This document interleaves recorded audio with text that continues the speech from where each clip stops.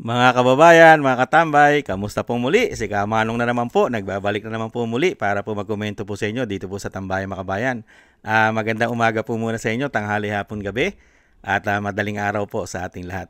Sana po nasa maayos po tayong kalagayan, mga kababayan. Magkomentuhan na po tayo mga kababayan. Ito po, komentuhan po natin ang napakaganda pong proyekto, programa ng ating Vice President na napapakinabangan po ng mga kababayan natin at napapakinabangan po natin ang mga proyekto ng Vice President.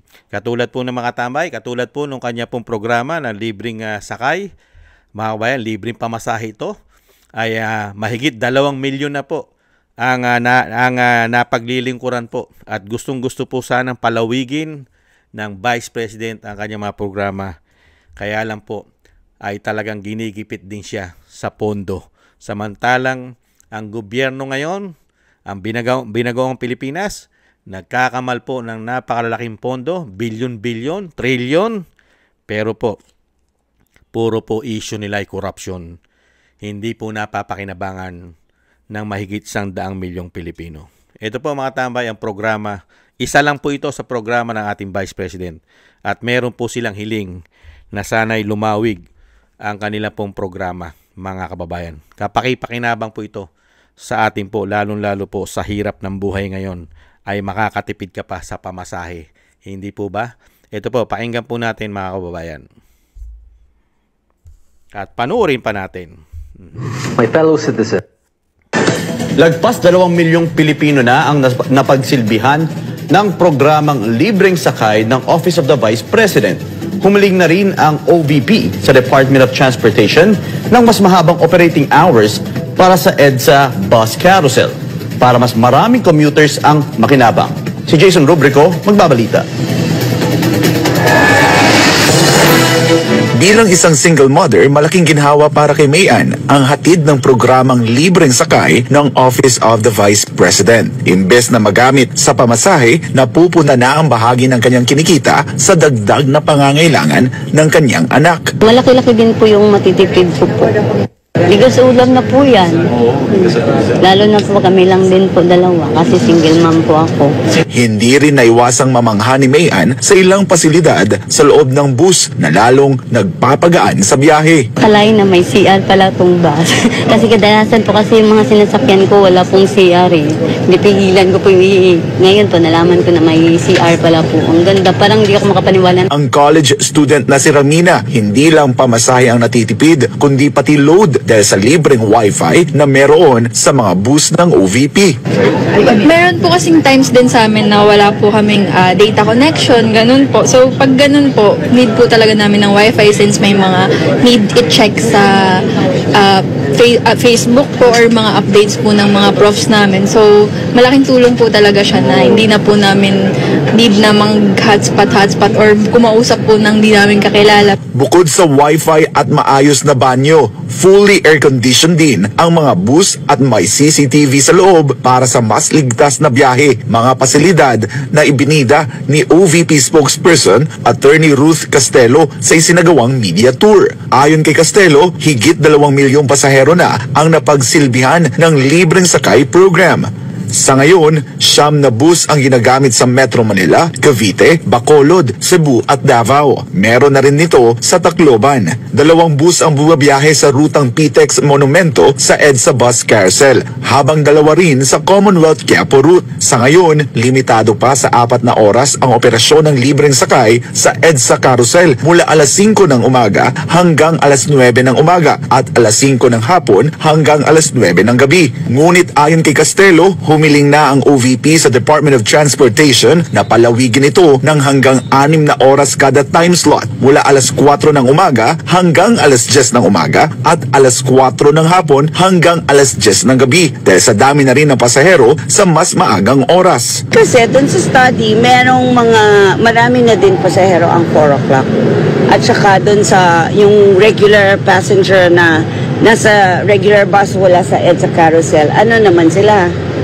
Puno-punuan tapos late na dahil rush hour kung magsasabay-sabay ang mga sasakyan. So, yung mga gusto na earlier ang alis ng bahay, we have the 4 to 10 but we will still need the final study. is a recommendation. Tiniyak rin ng OVP na tuloy-tuloy ang libreng sakay program hanggang sa huling araw ng panunungkulan ni Vice President Sara Duterte. Even if we cannot sustain it anymore, itutuloy pa rin natin kasi ito yung serbisyo na pinaka-direktang nakaka-affect. Alam mo yung instant benefit doon sa sasakay, diba? Nag-start siya ng August 3, 2022 hanggang sa last day ng term ni Vice President Duterte. Meron pa rin patatakbuhin na libreng sakay. Napakagandang mga programa ng ating Vice President. Hindi po ba? Kapaki-pakinabang direkta sa taong bayan. Samantalang ang gobyerno ngayon, ang nakikinabang po ng kanilang mga proyekto at programa ay mga politikong magnanakaw. Majority ng mga magnanakaw na politiko ang nakikinabang na proyekto nila. Hindi po ba? At kasama po ang mga nagtatrabaho sa gobyerno. Hindi po ba? Katulad ng DPWH at ang private sector na mga kontraktor, mga tambay. Hindi po ba? Nakita nyo po? Meron pa po yan mga tulong na programa na bibigyan ka ng puhunan para magkaroon ka ng sarili mong negosyo. Hindi ba? Nahandyan pa po ang kanyang libreng kung kinakailangan at walang-wala ka at pati libreng libing. Hindi po ba? Meron pa rin. At napakaraming programa mga tambay. Hindi po ba? Lalo-lalo po yung suporta sa mga kabataan natin, na mga eskwela natin, sa mga kabataan. May suporta pa rin po ang Office of the Vice President. Tulong. At pinapakain din po ang mga kabataan natin na kulang sa nutrisyon. Hindi po ba? At ano pa? At ang napakarami pa po niyang programa, lalong-lalo po ang pagtatanim ng napaka-importante halaman sa ating mga kabundukan na kinalbo na po ng mga tiwali na mga politiko. Hindi po ba? Panay ang tanim din ng ating Office of the Vice President sa mga kabundukan natin, buong bansa. Luzon, Visayas, Mindanao ay ginagalugad po ng Office of the Vice President para po magtanim. At syempre, hindi rin po matatawaran ang Office of the Vice President, lalong-lalo po sa pagtulong sa sakuna. Kahit anong klaseng sakuna ay hindi mo matatawaran ang Office of the Vice President. Laging nangunguna. Hindi po ba? Kahit po bagyo, lindol, hindi po ba pagputok ng bulkan, hindi po ba kahit sa sunog, kahit anong sakuna, ay lagi pong nahandyan ang Office of the Vice President. Kasi po, nakapagtayo po kasi siya sa Luzon, Visayas, Mindanao ng mga satellite offices ng Office of the Vice President. Kaya po malapit po ang kanyang serbisyo ay mabilis tumugon sa mga Pilipino kasi inilapit niya po ang opisina ng Vice President sa mga Pilipino, Luzon, Visayas, Mindanao. Pero hindi naman po ipinagmamalaki yan ng mainstream media. Hindi po ba? Ang pondo na binibigay po natin mga taxpayer ay sulit po na napapakinabangan po ng ating mga kababayan at mismong tayo ay nakikinabang. Katulad po niyan, libreng sakay. Gustong palawigin kasi rush hour po yan sa atin eh. Hindi po ba? Rush hour po yan. Yung oras na yan, talagang bumibiyahe tayo ng madaling araw. Di ba? Bumibiyahe tayo ng alas 3 ng umaga hanggang alas 9, alas 10, talagang git-gitan po yan. At napakamahal na po ng pamasahe ngayon. Nakita nyo po yung maititipid nating pamasahe? Makakabili na po tayo ng bigas. Kahit 1 kilong bigas. Hindi po ba? At yung pamasahe na maititipid natin, pwede na natin gamitin pangkain natin. Pangkain natin doon sa trabaho na pupuntahan natin. Hindi po ba? Nanlaking tipid. Tapos pauwi, ganun pa rin. Makakatipid ka pa rin. Hindi po makakabili ka pa ng bigas. Hindi po ba? Kahit 1 kilong bigas ay meron ka maiuwi dahil naitipid mo sa pamasahe. Araw-araw yun. Kung araw-araw ka nasasakay sa Office of the Vice President, itong kanya pong libreng sakay, abay, araw-araw ka makakaipon at maisesave mo. Araw-araw makakasave ka ng pamasahe na po pwede mong gamitin sa ibang pangangailangan mo. Hindi po ba? Samantalang ang mga politiko, ano po ang programa ng mga politiko, lalong-lalo po sa House of Representatives at sa Senado, at doon po sa Commander-in-Chief. Ano po ang mga programa nila? Kung paano po kumita at mangumisyon ng napakalaki. Inilalagay po sa maleta at dinadala po sa kanilang mga mansyon para doon po ilagay ang mga pera natin. Hindi po ba? Itong mga walang yana ito, itong mga demonyong ito umano. Samantalang ang Office of the Vice President, kakarampot ang ibinibigay na pondo pero napakaraming programa at proyekto na direktang tumutulong sa taong bayan. Samantalang itong mga demonyong mga politiko na ito, ang pera ng taong bayan ay diretso sa kanilang mga vault at sa kanilang malalaking mansyon at ginagawa pong bodega ng pera umano. Hindi po ba? Itong mga demonyo na ito, kaya po nakakainit ng dugo pagka po maaalala po natin at makikita po natin ang ginawa nilang trabaho ng mahigit 3 taon sa ating mga Pilipino. Itong mga demonyong mga politiko na ito na puro halos magnanakaw na po. Magmula po sa taas hanggang baba ay puro magnanakaw na po. Halos silang lahat umano.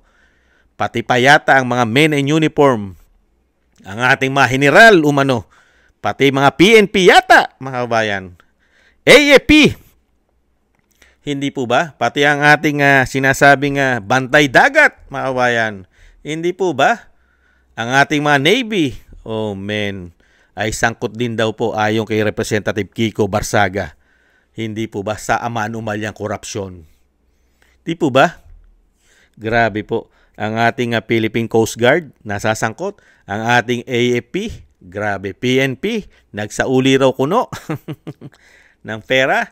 Kaya nakikita po natin mga bayan kung sino ang tunay na lingkod bayan at kung sino talaga ang naglilingkod para sa Pilipino na makikita mo na hirap nilang tamnan ng korupsyon. Hindi po ba? Samantalang sila, hindi mo na kailangan tamnan ng korupsyon kung sanang lumilitaw at lumalabas at nangangalingasaw na amoy ng taong bayan ang mga korupsyon nila. Lumalabas ng kusa dahil sa baho. Hindi po ba mga kabayan? Kaya nga po, proud na proud po tayo mga Pilipino na matitino. Ang matitinong Pilipino na hindi nasisilaw sa kayamanan at salapi ay proud na proud po tayo pagka ganito po ang lingkod bayan natin. Katulad po ng Vice President. Hindi po ba? Sulit na sulit po ang pondo na ibinibigay mo sa opisina ng Vice President. Hindi po ba mga kababayan? Siyempre, hindi po papayag dyan ang mga kritiko, ang mga trolls ng Vice President. Siyempre, nakikinabang sila eh. Nagkakapera sila. Hindi po ba? Meron silang buwanang suhol. Hindi po ba? Yan po ang trabaho nila. Di ba? Habang naninira ka sa mabuti at maayos na politiko, sila naman ay nagkakapera sa paninira. Ganyan po talaga. Mas marami po kasi ang masama kaysa sa mabuti. Yan po ang realidad ng mundo. Mas marami po ang masasamang tao ngayon sa mundo kaysa po sa mabubuti. Hindi po ba? Kaya nga magiging proud ka pagka meron kang lingkod bayan na mabuting tao. Napakaswerte natin. Dahil napakahirap pong humanap sa panahon ngayon na mabuting lingkod bayan, mga kababayan. Mas madaling humanap ng politiko na magnanakaw kaysa sa mabuting politiko. Hindi po ba mga kababayan? Kaya nga proud po si Kamanong na meron pa pong natitirang mabubuting politiko sa ating bansa kahit papaano. Kaya po nagpapasalamat po tayo at nagpapasalamat si Kamanong. Siyempre, nandiyan pa rin po ang dasal natin na wag po sana silang magtagumpay sa mga kasamaan na binibigay po nila sa Vice President at sa pamilya Duterte, mga kabayan. Maraming salamat po sa inyo, Vice President, sa Office of the Vice President, sa lahat po na nagtatrabaho po at katulong ng Vice President sa kanyang Office of the Vice President. Ay maraming salamat po sa inyo. Mabuhay po kayo. Mabuhay po kayo at lagi po kayong gabayan ng ating Panginoon. Salamat po sa inyo sa pagtulong po ninyo sa opisina ng Vice President sa magandang adhikain at paggawa at pagtulong sa mga mamamayang Pilipino. Proud na proud po ang kami, lalo po si Kamanong, proud na proud po. Dahil po simple, ginigipit ang pondo, pero sa kabila ng ginigipit ang pondo, ay patuloy ang paggawa ng kabutihan sa Pilipino. Samantalang yung mananggigipit, dire-diretso naman po ang kawalanghiyaan at kademonyuhan para nakawin ang ating pera, ang ating buwis. Hindi po ba? Kaya thank you po sa inyo. Patuloy lang po kayo sumuporta sa ating opisina, sa Office of the Vice President. Maraming salamat po sa inyo sa mga nakakatulong po ng Office of the Vice President. At syempre po sa ating Vice President, mabuhay po kayo at lagi po sana kayong ingatan ng Panginoon, lalong-lalo po sa inyo po mga paggawa at mailayo po sana kayo sa kapahamakan, Vice President. Dalangin po namin yan sa inyo po. At thank you rin po sa gusto po ng ating Tambayang Makabayan sa YouTube at TikTok. At ganun din po sa mga nagko-comment, like, share, and subscribe. At syempre po mga kabayan, yung ating pong mga subscribers, thank you po sa inyo. At sa mga nagbibigay po ng tulong, maraming salamat po. At syempre po, yung panalangin at dasal po natin, sana po sa ating bansa ay matigil na po at magwakas na po sa lalong mabilis ang ginagawa po nilang kasamaan at kawalanghiyaan sa ating bansa, ay sana po ay mabilis na po at mawala na po, at sinasabing totally mga kabayan ay ma-abolish na po sa lalong mabilis. Sana po ay bigyan po tayo ng pagkakataon ng ating may kapal.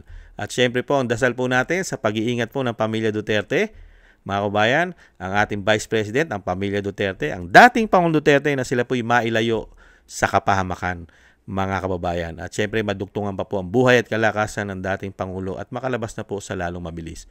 Maraming salamat po sa mga dasal po ninyo. At syempre ang dasal din po natin, wag po natin kalimutan mga kababayan na tayo po ay magdasal at manalangin po sa ating kaligtasan at sa ating buong sambayanan.